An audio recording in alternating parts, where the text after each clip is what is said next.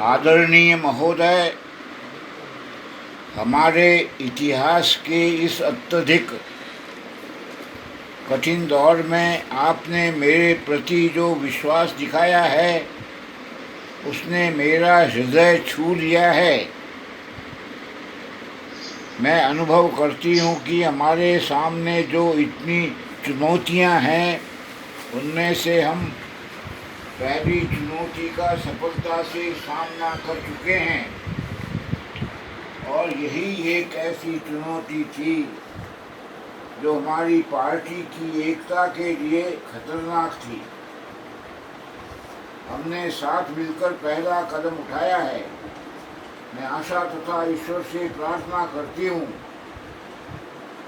और मुझे इस बात का विश्वास भी है कि भविष्य में भी हम साथ मिलकर ही काम करेंगे। जब अपने उद्देश्यों और काम के तरीकों के बारे में सहमति हो तभी एकता का कुछ अर्थ होता है। सदा कांग्रेस के ऊंचे आदर्श रहे हैं।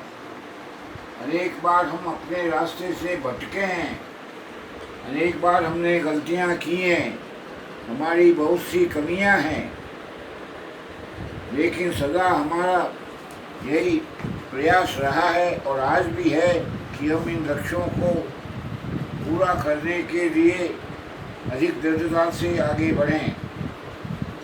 हम केवल वादों की उलझन में नहीं फंसना चाहते।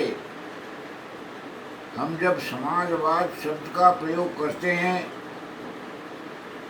तो इसका अर्थ है पूरे देश के लोगों की भलाई, गांवों में रहने वाले भूमिहीन किसानों की भलाई जो गरीबी की सबसे बड़ा कष्ट भोग रहे हैं। हमें इनकी भलाई के लिए भरसक प्रयास करना चाहिए और उन लोगों की भलाई के लिए भी जो कारखानों में काम करते हैं, लेकिन इसके साथ ही हमें देश की उभरती हुई पीढ़ी,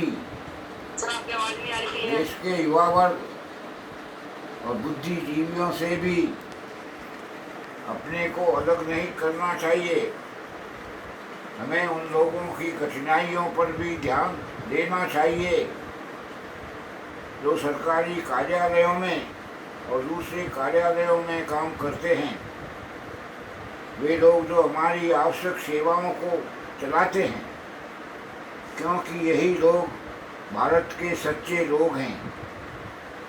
इन सब लोगों की ओर हमें पूरा ध्यान देना चाहिए और ये देखना चाहिए कि हम इन लोगों की अनेक कठिनाइयाँ और समस्याओं का किस प्रकार तेजी से हल निकाल सकते हैं। आज कोई भी जिम्मेदार व्यक्ति अथवा पार्टी ऐसा कोई वक्तव्य नहीं दे सकती जिसमें बड़े बड़े वायदे किए गए हों। स्वतंत्रता के बाद के कुछ वर्षों में हमने बहुत उन्नति की है, लेकिन इसके साथ ही समस्याएं भी बढ़ती रही हैं और आज केवल सही नीतियों की ही मांग नहीं है, बल्कि नीतियों को तेजी से लागू करने की भी मांग है।